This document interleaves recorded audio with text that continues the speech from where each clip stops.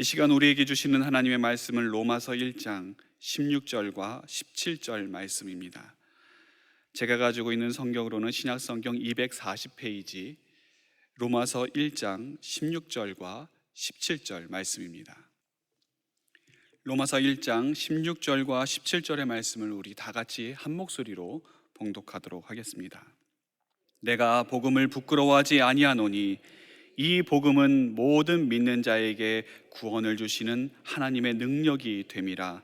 먼저는 유대인에게요 그리고 헬라인에게로다. 복음에는 하나님의 의가 나타나서 믿음으로 믿음에 이르게 하나니 기록된 바 오직 의인은 믿음으로 말미암아 살리라 함과 같으니라. 아멘. 이 세상에는 수많은 종교들이 있습니다.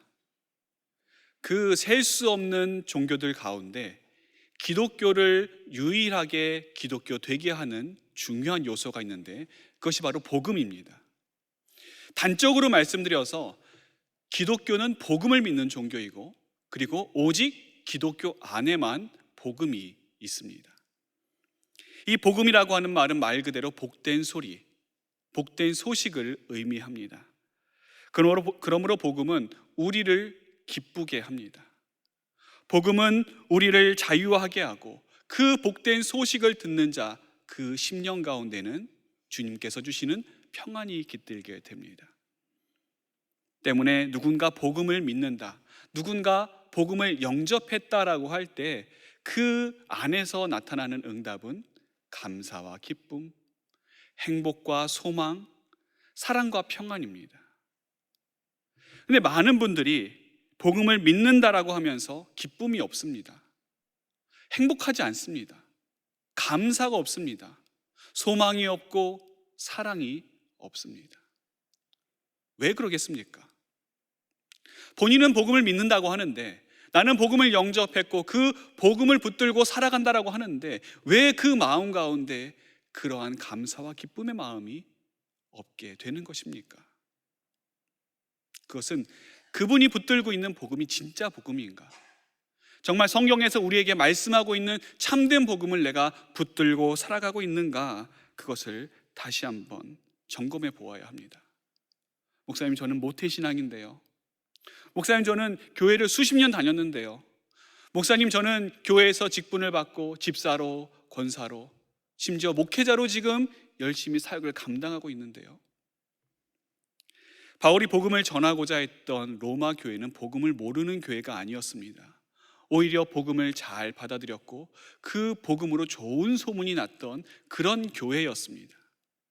그런 교회임에도 불구하고 사도 바울은 그들에게 가서 내가 복음 전하기를 원한다, 이렇게 말씀하고 있습니다. 그때 그것은 너희가 믿고 있는 복음이 진짜 복음인가 아니면 유사 복음인가? 너희가 복음을 알고 복음을 믿고 복음을 붙들고 있다라고 하는데 그것이 참된 복음인가 아니면 변질되고 퇴색된 번영의 복음, 성공의 복음, 자기 숭배의 복음을 너희가 그것을 붙들고 살아가고 있지는 않는가? 그것을 다시 한번 점검해 보고자 했던 것입니다. 오래전 어떤 성도님께서 저에게 상담을 요청하셨습니다. 무슨 일인가 여쭤봤더니 이분이 그런 이야기를 하는 겁니다. 너무 답답하다는 거예요. 너무 답답하다. 그래서 뭐가 그렇게 답답하시냐 물어봤더니 설교를 듣고 나서 그 설교 말씀대로 살아가야 된다는 것은 알겠고 그리고 그 말씀대로 살아가려고 열심히 노력을 하는데 도대체 하나님께서 만족해 하시지 않는 것처럼 느껴진다는 것입니다. 내가 정말 말씀대로 살려고 말씀을 붙들고 열심히 노력하고 살고 있는데 하나님께서 그것을 별로 그렇게 대수롭지 않게 생각하시는 것 같이 느껴지고 뭔가 자꾸만 더 하라고 요구하는 것 같아서 마음이 참 답답하다. 내가 이렇게 했으면 됐지 얼마나 더 해야 되느냐, 내가 도대체 어떻게 해야 하나님을 기쁘시게 하고 하나님의 마음을 시원케 해드릴 수 있는가? 나중에는 울분을 토하시면서 그렇게 말씀을 하시더라고요. 도대체 저보고 어쩌란 말입니까? 도대체 저에게 무엇을 더 원하십니까? 제가 뭘 더 해야 됩니까? 제가 어떻게 더 해야 하나님께서 속 시원해 하시겠습니까? 많은 분들이 설교를 듣고 그리고 말씀을 묵상하면서 이런 자괴감에 빠져 살아갑니다. 이와 비슷한 경험을 했던 위대한 하나님의 사람이 있었습니다. 바로 종교개혁자 마틴 루터입니다. 이 마틴 루터는 하나님의 의를 얻고자, 하나님의 마음에 들고자 가톨릭의 사제가 되었고, 그리고 그 안에서도 정말 열심히 말씀대로 살고 하나님의 뜻대로 살고자 노력했던 그런 사람입니다. 이 루터에게는 거룩하신 하나님에 대한 공포심이 있었습니다. 혹시 하나님께서 나의 죄를 부르시고 나를 버리시지는 않을까? 나에게 진노하시지는 않을까? 나에게 무서운 벌을 내리시지는 않을까? 결국 내가 예수님을 잘 믿었지만 끝에 가서 조그만 죄로 인해서 내가 지옥불에 떨어지는 것은 아닌가? 늘 두려운 마음이 그에게 있었습니다. 그래서 그는 그 누구보다도 정말 열심히 하나님 마음에 들고자 노력했습니다. 수 없는 자발적인 가난, 그리고 철야 기도, 구제와 자선, 금식과 선행, 순종, 그것도 마음에 차지 않아서 생각날 때마다 신부를 찾아가서 고해성사를 했고, 그리고 자신의 어떤 육신의 금요까지도 하면서 자신의 육신을 괴롭히는 고행을 통해서 하나님의 구원에서 멀어지지 않으려고 부단히 애를 썼습니다. 부단히 애를 쓴 정도가 아니라 조금이라도 거기서 벗어나지 않기 위해서 어떻게 해서든지 하나님께 붙어 있으려고 애쓰고 노력했습니다. 그런데 그에게 고민은 무엇인가? 내가 아무리 이렇게 힘들게 노력하고 애쓰고 힘써도 하나님께 만족이 되지 않는다라고 하는 것이었습니다. 내가 이만큼까지 했는데, 내가 여기까지 했는데, 내가 극한까지 나의 육신을 몰아붙였는데도 불구하고 하나님을 만족시켜 드릴 수 없다라고 하는 것이 이 루터의 가장 큰 고민이었습니다. 루터뿐이겠습니까? 인류 역사상 누구도 자신의 의로, 자신의 선행으로, 자신의 공로로 하나님의 의에 충족되는 사람은 전에도 없었고 지금도 없고 앞으로도 없습니다. 그렇기 때문에 하나님께서 우리에게 예수 그리스도를 보내주셨습니다. 하나님 앞에서 담대하게 설 수 있는 그 문제를 해결해 주시기 위해서 하나님께서는 예수님을 보내주셨고, 그 예수님을 믿음으로 우리가 하나님의 자녀가 되고 구원받을 수 있다라고 하는 것이 복음의 핵심 내용입니다. 이 복음은 나의 능력이 아니라 하나님의 능력이기 때문에 불가능한 일을 가능하게 해줍니다. 사람의 능력은 어떻습니까? 할 수 있는 일만 할 수 있습니다. 가능한 일만 할 수 있죠. 할 수 없는 일은 사람의 능력으로는 할 수가 없습니다. 반면 하나님의 능력은 우리는 할 수 없지만 하나님의 선하신 뜻 가운데 있다라고 한다면 그 어떤 일이든 모든 것이 다 가능해집니다. 그러므로 하나님의 능력을 믿는 사람은 그 복음이 부끄럽지 않습니다. 그 복음이 나를 구원해주고, 그 복음이 나를 죄와 사망의 문제에서 해결해주고, 그 복음으로 말미암아 내가 영생의 삶을 살 수 있음을 알기 때문입니다. 일반적으로 사람들이 힘의 원천으로 삼는 것은 두 가지가 있습니다. 첫 번째는 능력입니다. 그래서 많은 사람들이 이 능력을 자신의 힘의 원천으로 삼습니다. 능력이 있으면 자랑스럽고 능력이 없으면 부끄러워합니다. 오늘날 사회에서 많은 사람들이 중요한 가치로 여기는 능력이 무엇입니까? 뭐니 해도 돈 아니겠습니까? 물질이죠.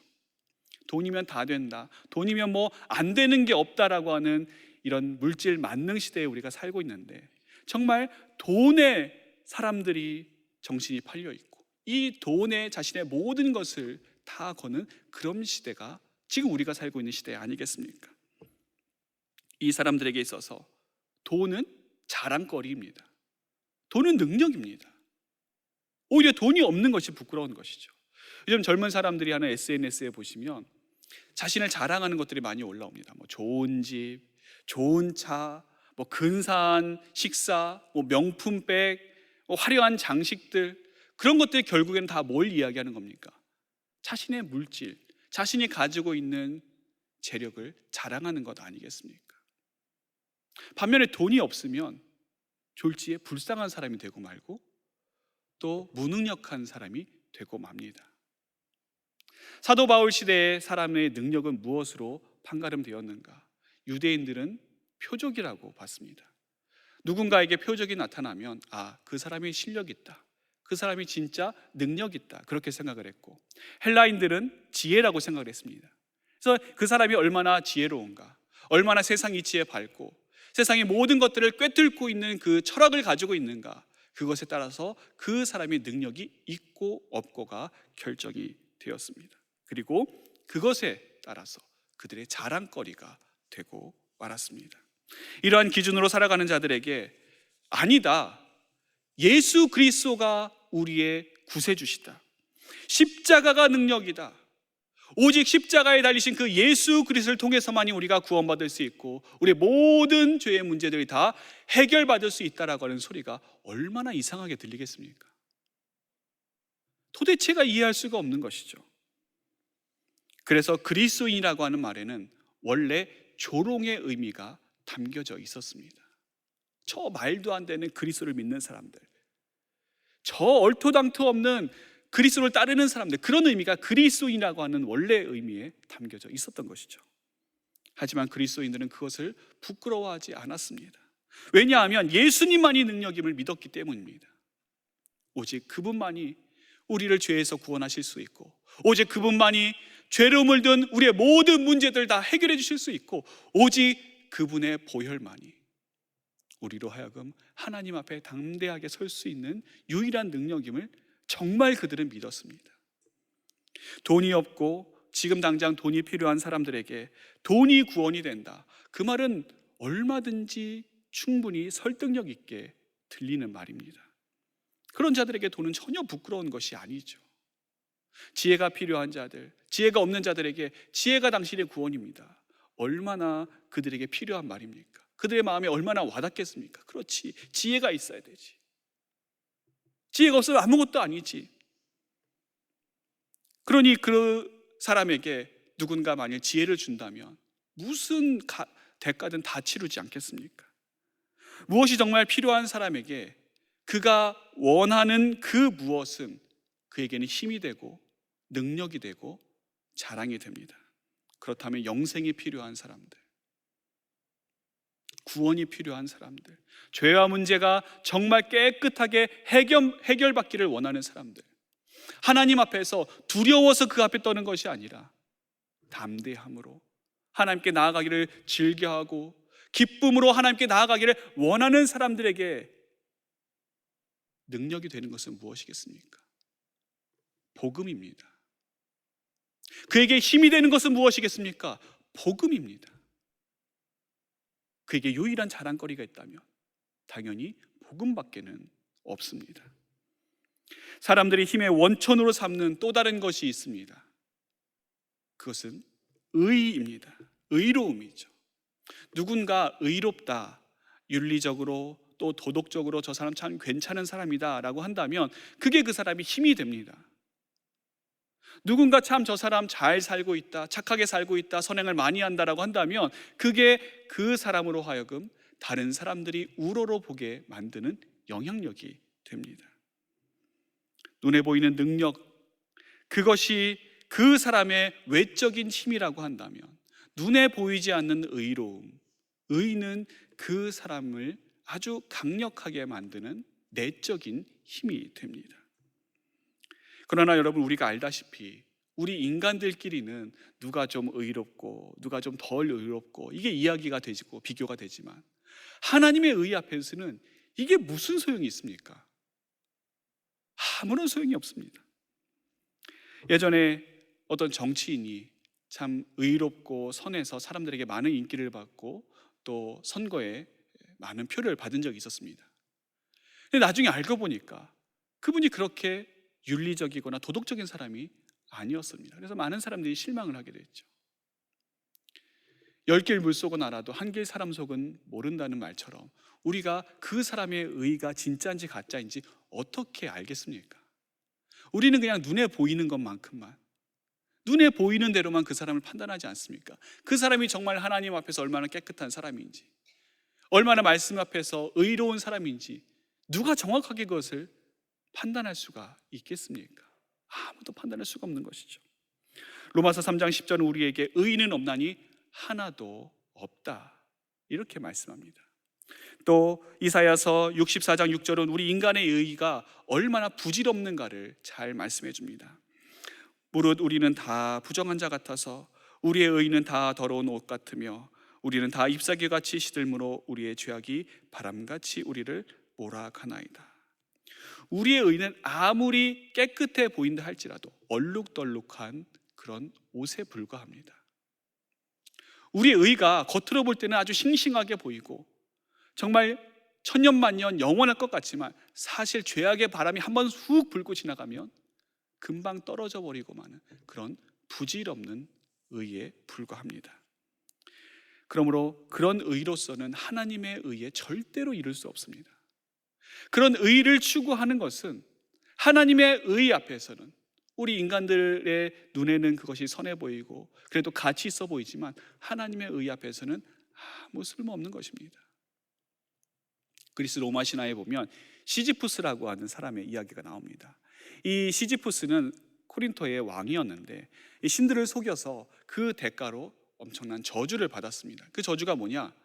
커다란 돌덩이를 저 산꼭대기까지 힘들게 끌어올려야 되는 겁니다. 그래서 그 산꼭대기에 세워야 되는데 문제가 있습니다. 그 문제가 뭡니까? 그 산꼭대기가 뾰족하다라고 하는 것입니다. 그래서 힘들게 밑에서부터 이 바위 덩어리를 힘들게 끌고 올라가서 간신히 올려놔도 금세 밑으로 굴러 떨어져 버리고 마는 것이죠. 아무 의미 없는, 힘들게 여기까지 왔어도 결국은 저 밑으로 굴러 떨어져 내려가 버리는 그 바위를 보면서 시지푸스가 무슨 생각을 했겠습니까? 아무 의미 없는 것이죠. 아무 쓸데없는 건 아닙니까? 밑이나 중간이나 꼭대기나 그게 무슨 소용입니까? 결국에는 다 쓸모없는 것이 되고 마는데요. 우리의 의로, 우리의 노력으로, 우리의 공로와 선행으로 하나님의 의에 이루려고 하는 자가 바로 이 시지푸스와 같습니다. 복음이 해결해 주는 것은 우리 인간이 영원히 해결할 수 없는 그 하나님의 의를 한 번에 해결해 준다라고 하는 것입니다. 이 하나님의 의는 우리가 하나님을 만날 수 있게 해주는 유일한 자격이 됩니다. 오직 하나님의 의를 소유한 자만이 하나님을 만날 수 있고 오직 그 의를 가진 자만이 하나님 앞에 담대하게 설 수 있습니다. 에덴 동산에 있었던 아담과 하와는 선악과를 따먹음으로 그 하나님의 의를 잃어버렸습니다. 그래서 그들이 했던 반응이 무엇입니까? 하나님의 소리를 듣자마자 두려워 숨었습니다. 이것이 하나님의 의를 잃어버린 자의 피할 수 없는 숙명입니다. 그 원죄로 인해서 태어난 우리 모든 인간 또한 마찬가지입니다.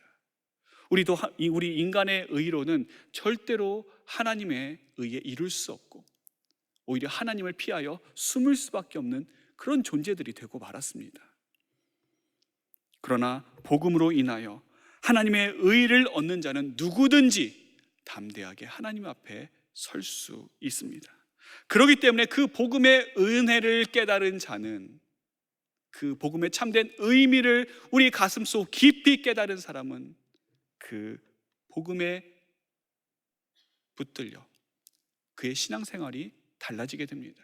성경을 보는 그의 눈이 달라지게 되는 것이죠. 루터는 오늘 우리가 읽은 본문 로마서 1장 16절과 17절을 묵상하다가 깊은 깨달음을 얻게 되고 나중에 종교개혁을 일으키게 됩니다. 그가 이때 이 말씀을 보고 나서 깨달은 것을 후에 이렇게 기록하였습니다. 바울의 로마서를 이해하려고 애쓰는 나에게 가장 큰 장애물은 하나님의 의였다. 그것은 이 의라는 말을 하나님은 의로운 분이요 따라서 불의한 사람을 공정하게 처벌하신다는 뜻으로 받아들였기 때문이다.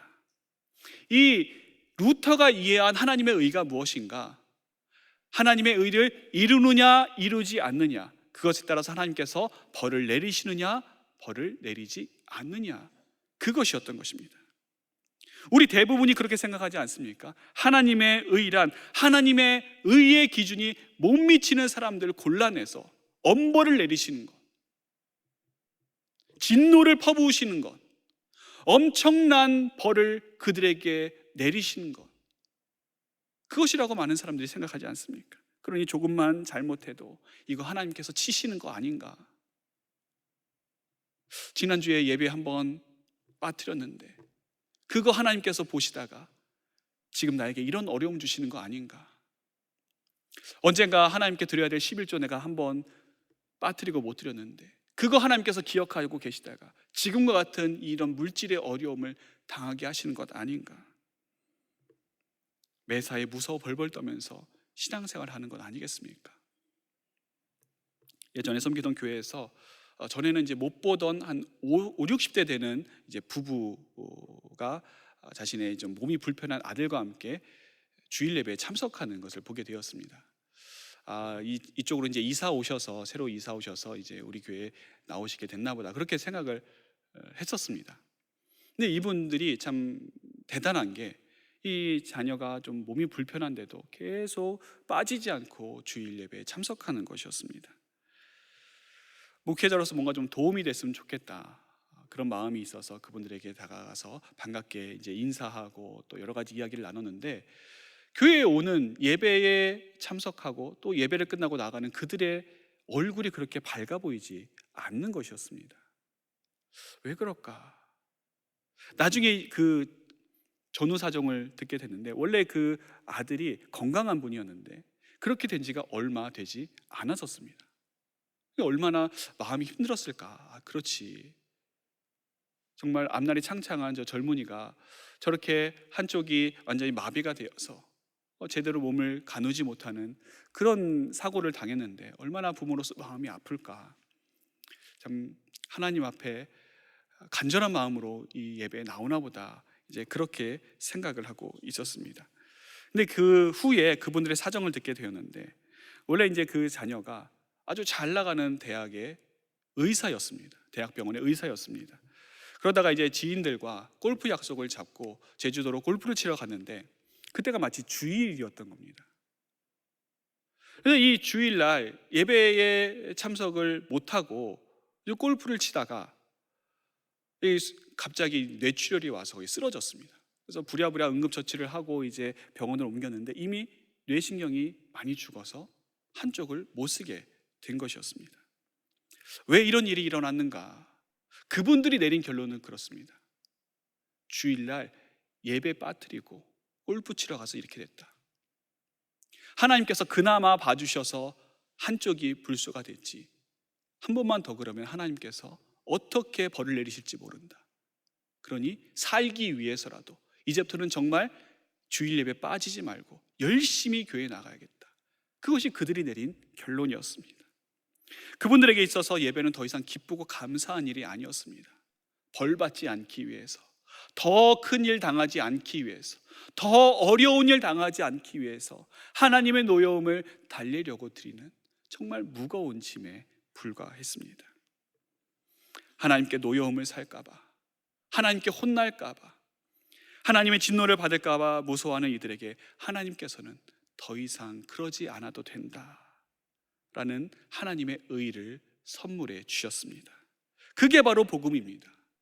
그러므로 그 복음을 깨닫고 그 복음을 믿는 자들은 더 이상 하나님의 분노에 두려워 떨지 않습니다. 짓눌려 살지 않습니다. 하나님의 노여움에 억눌려 살아가지 않습니다. 왜 그렇습니까? 하나뿐인 독생자 예수 그리스도, 그분을 통해서 이미 하나님께서 그것을 해결해 주셨기 때문입니다. 불의에 의한 하나님의 모든 진노를 하나님께서는 예수 그리스도께 대신 담당시키셨습니다. 이사야 53장 4절부터 6절은 우리에게 이 말씀을 명백하게 이야기합니다. 그는 실로 질고를 지고 우리의 슬픔을 당하였거늘 우리는 생각하기를 그는 징벌을 받아 하나님께 맞으며 고난을 당한다 하였노라. 그가 찔림은 우리의 허물 때문이요 그가 상함은 우리의 죄악 때문이라. 그가 징계를 받음으로 우리는 평안을 누리고 그가 채찍에 맞음으로 우리는 나음을 받았도다. 우리는 다 양 같아서 그릇 행하여 각기 제 길로 갔거늘 여호와께서는 우리 모두의 죄악을 그에게 담당시키셨도다. 이미 우리 주님께서 우리의 질고를 당하셨다. 이미 우리 주님께서 우리 대신 상함을 당하시고 아픔을 당하시고 슬픔을 당하셨다. 이미 주님께서 우리 대신 징벌을 받으셨다. 하늘 아버지께서는 우리가 받아야 될 모든 징벌을 대신 그 아들에게 뒤집어 씌우시고 그에게 담당시키셨도다. 그래서 히브리서 10장 19절부터 22절은 우리에게 이렇게 선언합니다. 그러므로 형제들아, 우리가 예수의 피를 힘입어 성소에 들어갈 담력을 얻었나니 그 길은 우리를 위하여 휘장 가운데로 열어놓으신 새로운 살 길이요 휘장은 곧 그의 육체니라. 또 하나님의 집 다스리는 큰 제사장이 계심에 우리가 마음의 뿌림을 받아 악한 양심으로부터 벗어나고 몸은 맑은 물로 씻음을 받았으니 참 마음과 온전한 믿음으로 하나님께 나아가자.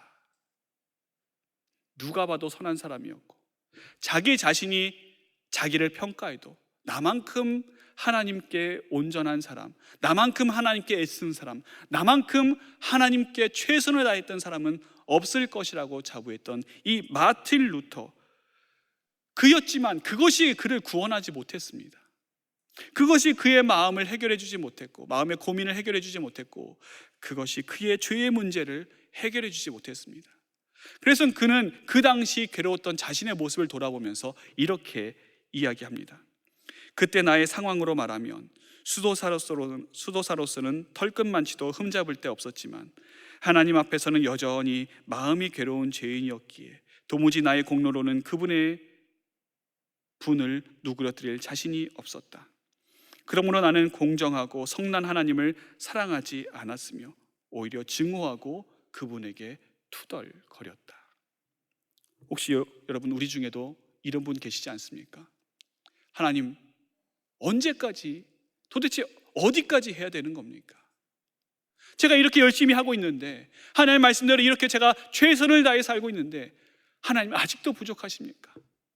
아직도 하나님의 노여움이 거두지지 않고 있습니까? 제가 어떻게 더 해야 하나님의 마음을 시원케 해드리고 어떻게 더 해야 하나님 직성이 풀리시겠습니까?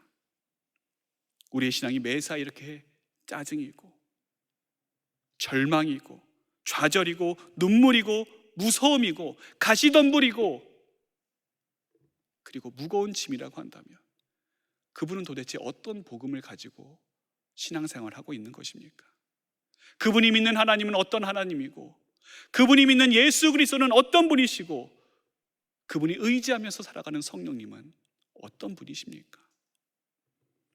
오늘 본문에 나온 하나님의 진짜 의가 무엇인지를 깨닫고 나서 루터는 이렇게 마지막으로 이야기합니다. 어느 날 나는 하나님의 의와 의는 믿음으로 말미암아 살리라 하는 말 사이에 관련이 있음을 깨달았다. 그때 나는 하나님의 의란 하나님께서 은혜와 순수한 자비를 발휘하신 나머지 우리의 믿음을 보시고 우리의 죄가 없는 것으로 취급하시는 그 의라는 것을 터득했다. 그러니까 전에 루터가 가지고 있었던 하나님의 의는 무엇입니까? 벌을 내리시느냐 내리시지 않느냐, 하나님께서 말씀하신 그 의에서 조금이라도 벗어나면, 하나님의 마음을 조금이라도 상하게 한다면 금방 벌을 내리시고 금방 진노하시고 금방 심판하시는 그 무서운 하나님의 의에 초점이 맞춰져 있다고 한다면, 이 말씀을 붙들고 말씀을 깨닫고 난 다음 루터가 깨달은 하나님의 의는 무엇인가? 우리의 죄를 없이 해주시는 분, 우리의 죄를 덮어주시는 그 하나님의 의를 루터가 깨달았던 겁니다. 그 순간 그가 어떻게 고백하는가? 그 순간 나는 새로 태어나서 활짝 열린 문을 통해 낙원에 이른 기분이었다. 성경 전체가 새로운 의미로 다가왔으며 전에는 하나님의 정의 때문에 내 속은 증오로 꽉 차 있었지만 이제는 그것이 말할 수 없이 소중하게 되었다. 그리고 더 큰 사랑을 불러일으켰다. 바울 서신의 이 대목이 나에게는 하늘로 통하는 문이었다. 사랑하는 성도 여러분, 복음은 우리에게 책임을 묻는 것이 아니라 우리를 책임져 줍니다. 복음은 우리에게 무거운 짐을 계속해서 하나둘씩 얹어주는 것이 아니라 그 인생의 무거운 짐을 대신 져줍니다. 복음은 우리의 힘과 능력으로는 절대 해결해 줄 수 없는, 절대 해결할 수 없는 죄와 사망의 문제를 순식간에 해결해 줍니다. 그래서 복음이 복음인 겁니다. 그래서 그 복음을 깨달은 자는 복음을 부끄러워하지 않는 것입니다. 그래서 그 복음에 의해서 살아가는 자들, 그 복음을 붙들고 복음을 믿는 자들은 기쁨과 감사로 신앙생활을 하게 되는 것입니다. 우리는 복음을 믿는데 내 안에 여전히 답답하고 내 안에 여전히 해결되지 않는 이 죄의 문제가 있고 여전히 뭔가 하나님 앞에 더 해야 될 것 같은 마음의 부담감이 우리에게 있다면 그것은 복음을 복음으로 받아들이는 것이 아니라 복음을 율법으로 받아들이는 것입니다. 율법은 우리를 짜증나게 합니다. 율법은 우리를 좌절하게 만들고 우리 속에서 분노를 일으킵니다. 하나님 도대체 언제까지 어디까지 해야 됩니까? 그러나 이 복음의 은혜를 깨달은 사람은 그 마음속에 감사가 넘치고 기쁨이 넘치고 평안이 넘칩니다. 하나님 감사합니다. 이 벌레만도 못한 죄인을 하나님 어떻게 이렇게 구원해 주십니까? 하나님 너무나도 기쁩니다. 내가 해결할 수 없는 이 죄와 사망의 문제를 하나님 어떻게 이것을 예수님을 통해서 저절로 해결해 주셨습니까? 복음에 나타난 능치 못함이 없는 하나님의 능력, 복음에 나타난 완전하고 온전한 하나님의 의, 이것은 예수 그리스도를 믿는 모든 이들에게 주시는 하나님의 선물입니다. 예수님을 믿음으로 하나님의 자녀가 된 우리는 이미 그 선물을 받은 자들입니다. 그 선물을 받은 자답게 복음에 붙들려 복음에 감사하며 복음의 능력으로 복음의 감격 안에 살아가는 우리가 되어야 할 것입니다. 하늘에 계신 우리 아버지여, 이름이 거룩히 여김을 받으시오며 나라의 임하옵시며 뜻이 하늘에서 이룬 것 같이 땅에서도 이루어지이다. 오늘날 우리에게 일용할 양식을 주옵시고 우리가 우리에게 죄 지은 자를 사하여 준 것 같이 우리 죄를 사하여 주옵시고 우리를 시험에 들게 하지 마옵시고 다만 악에서 구하옵소서. 대개 나라와 권세와 영광이 아버지께 영원히 있사옵나이다. 아멘.